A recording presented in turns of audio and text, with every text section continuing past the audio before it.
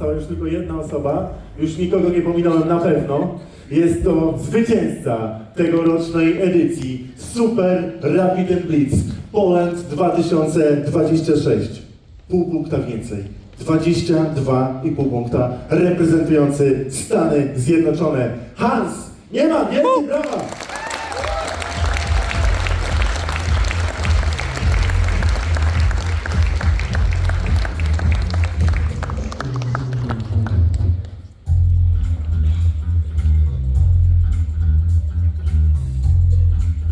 Congratulations. Brawa, brawa, tak, szanowni państwo. I ja poproszę teraz, wręczyliśmy już nagrody, ale chciałem także jeszcze tutaj zaprosić na scenę i wyróżnić naszych fantastycznych sędziów, którzy pilnowali przez te 3 dni, a przez te 5. Hans, huge congratulations for winning this tournament. How are you feeling? I'm feeling great. Great. I mean, physically I feel terrible. I've been sick the entire tournament. You actually won the tournament being not in your peak shape. I mean, I don't want to be arrogant, but this was far from my best level. I mean, to win the tournament, I mean, I'm far from my best. I mean, I slept terribly. If you were in the crowd, you could hear me blowing my nose. Yeah, I was seeing it. Almost every round you would go get some napkins. Yeah, I mean, physically, I mean, I'm completely, it's just allergies. It's spring season, so I just unfortunate allergies. And even the first day, like, I felt like I had a fever. So in the rapid, you can kind of keep control, but in the blitz, when you're sick, you know, in those crunch time moments, it's possible to make huge blunders because you're just, you know, the intensity isn't there. So I honestly think that this is really not my best level. But to win without my best level is a good sign. And I mean, you won in a field that was amazing. Yeah, no, in of course. Fact, I was speaking with a few players, and they said like this year's tournament way stronger than last year's event. Yeah, I know. I mean, definitely much stronger last year. There, a lot of people were missing, and the wild cards weren't as strong. I mean, you really have all the best players in the world. I mean, it's incredibly difficult to win. You know, when the day began today, you had like a 1 point lead over the field. Yeah. That was over Wesley, and I think Fabi was 1.5 points behind you. And somehow Did I have a 1 point or half point? I think half a point, yeah. I Maybe half a point. I think I started with a half point lead. Yeah, half point lead and 1.5 over Fabi. Yeah. Somehow yesterday, like the day 1 of Blitz didn't go your way. Yeah. You had like 3.5 points only out of 9. Well, I started well. No, you actually had blundered that rook with Firouzja, right? Yeah, no, that was bad. I mean, in time pressure, yeah. I was just giving up so many points. I mean, I really, I was making the least of my opportunities. So, but I guess it showed how well I played in the rapid. I gave myself a margin. You were 13 points in rapid. Yeah, it was a huge margin. So at least when you, and I was always leading. I mean, at one point Fabi caught me. Yeah. But I mean, thankfully I was very clutch and won the last 2 games.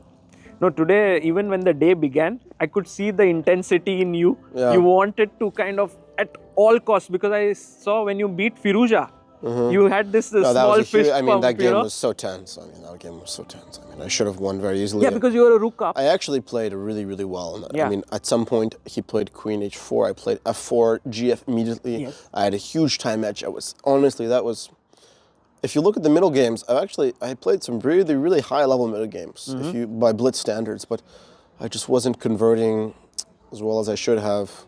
Any particular one that I think due to the game was honestly, I mean, just this could be a classical game. Like this was really, really a high level. Today, like, today. Yeah.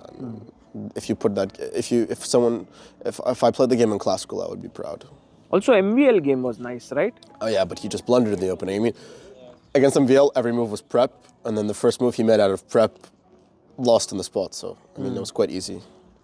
But of course, there are many instances where against Sindarov, I could have pressed more. Like when you're the leader, it's a very weird psychological position to be in because on one perspective, everyone's chasing you, so you're a bit nervous. You're trying to retain, but then also everyone's chasing, so they're over pushing. So you get a lot of chances. So if you're the leader and you have a really good mindset, and you can forget that you're the leader, then it's a great position to be in, because everyone is giving you so many chances. Because they want to beat you. Exactly. So you can really actually use it to your advantage. But I got a bit nervous. And for example, I mean, the game I lost to Gukesh, I was completely in control. I should not have had taken any risk at all. Considering the tournament situation, I should have never taken any risk. But I let things get out of control. I have like a completely better position. I have extra time. He's completely paralyzed. Like, I would never lose that game. Even that opening, actually, if you think about it, you just, like, it feels like you've given up a pawn, but it's great compensation. The openings, in every game were going well. I was out preparing almost every opponent. I had great positions. Everything went well. Just in blitz, when you have low time, these things can happen. So it's not like you see just so many crazy swings. Like, all you can do is to hope for things going your way, right? But thankfully, I had a big enough margin to where I could be a bit unlucky in certain moments and still win the event. No, because when you lost to Gukesh, Fabi caught up with you. Yeah, no, that was. And that point, I think. He was. You could have collapsed. No, mentally, I could have collapsed. Well, what did you say I was 4 points. The advice. The thing is, you have to just play the best move, no matter what. Regardless of the tournament position, regardless of this, you have to just play the best move in every position, regardless of situation. So I kept telling myself, just play the best move, play your lines, play your game. And in the last game, when you took on Wojtaszek, it's a tough opponent because you're black. He played this very solid line in the Ragozin. I thought, okay, this is not going to be easy for you to win. But he actually, I got a great opening position. Like, that was a dream. I have 2 bishops. I was already slightly better. This was a dream. So, that was great. But I played a very good game. I missed one chance to win the exchange, but regardless, it was quite smooth, and I put a lot of pressure on the clock and converted things nice. At this moment where I played d4, I was really proud of this move. It's not an obvious move, but I played it quite quickly, and he collapsed on time. Hans, it's not just like that, but you've become like one of the best in the world, by winning such tournaments. And it's happened not particularly in the most conventional ways. Yeah. You've been playing these different events, and now this is like your first big victory in the tournament. Well, you should clarify, it's actually my first time participating. Yeah. So it's the first... No, but it's a huge thing. Yeah, the thing is that, I was unfortunately deprived of many opportunities for a very long time. And I was unable to show my true potential and true level. And obviously feeling like I was deprived of opportunities made me play worse, and was a great mental challenge, right? Because I had a lot of distractions off the board that were inhibiting, my play. So, from my perspective, this has always been clear, but, the level's been there. It's just a matter of opportunities, and I'm glad that I made the most of this, because if I did very poorly, everyone would say, okay, it's not his type of... We should send him back to the open event. So I'm glad that I proved my level. But this tournament, even world-class players were not able to do well. You can see Gukesh, you can see Sindarov. All of them finished bottom. Even Firouzja didn't do well. The thing, I outperformed them by a huge margin. I think that shows the potential of my level. And honestly, this is not my highest level. So this is far from my highest level. So I feel there are a lot of things I worked on that I saw great success and hard work paying off, and I saw a lot of specific things I did that worked. So to me, it's a great motivation and sort of reinforcement of the work I'm doing. So it's even more invigorating and motivating. Hans, are you doing something in terms of training which a normal top-level player is not doing? Are you kind of training differently? I've been taking my physical fitness far more seriously. I've been playing tennis with a coach 90 minutes a day. Even tomorrow you have a tennis session. Yeah, I'm playing. The tournament is over. Yeah, I would have liked to play during the tournament, but I was sick. If I was not sick, I would have continued during the tournament. But I wanted to retain energy. But I'm playing tennis tomorrow from 8 to 10 a.m. And I try to play every day. with a coach wherever I'm traveling. I find it to be a great exercise. You find some coach in yeah, the... just everywhere I go, yeah. So for me, my physical shape is incredibly important, and I train a lot in person. I try to host as many training camps as possible, although they're very expensive. I invest a lot into my team and my training, so I feel like my approach to chess is incredibly professional.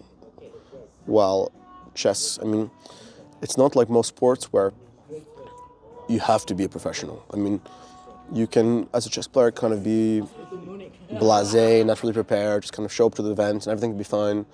But I try to treat it as I'm a sportsman and to be incredibly regimented and professional and meticulous in every detail of my approach. Before this event, you held a training camp where there were a lot of practice games played, yes? Yeah. I think the importance of over-the-board training is underestimated in the digital age. So a lot of people just kind of look at ChessBase, but the amount of information you actually retain is like, I mean, in the 1 or 2% of how the time you invest. Lastly, I want to ask you, Hans, all the players, let's say, have some kind of a sponsor that they put on their t-shirts. Like, for example, Gukesh has Westbridge, Jaukir has the Bank of Uzbekistan. In your case, it's not a conventional sponsor. You wear endgame.ai. Can you tell a bit about, as you say, you invest a lot in your training. How do you raise funds? How do you do it? Well, obviously, India, as an example, they have huge support. I mean, Uzbekistan and India, like they have private sponsors who are giving them serious amounts of money without asking much in return. Obviously, me promoting my own company, Endgame, Endgame sponsors some of my matches, which are an investment into my level and my training.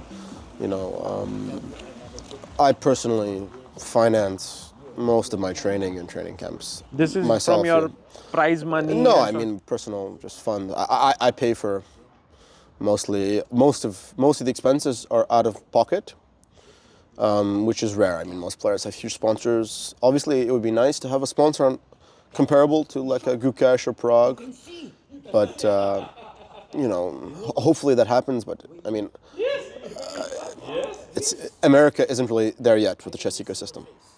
Well, you don't let anything stop you, yeah? You find your own way? I mean, I don't really... To me, money has no meaning. I mean, my chess performance and legacy and my achievements will be far more memorable than the acquisition of wealth. Brilliant. Well, Hans, thank you for your time. And Thank you. As you always say, you let the chess Yes, exactly. speak for itself. Yes, okay. Thank you, Sagar. Thank you. Thank you. Bye-bye.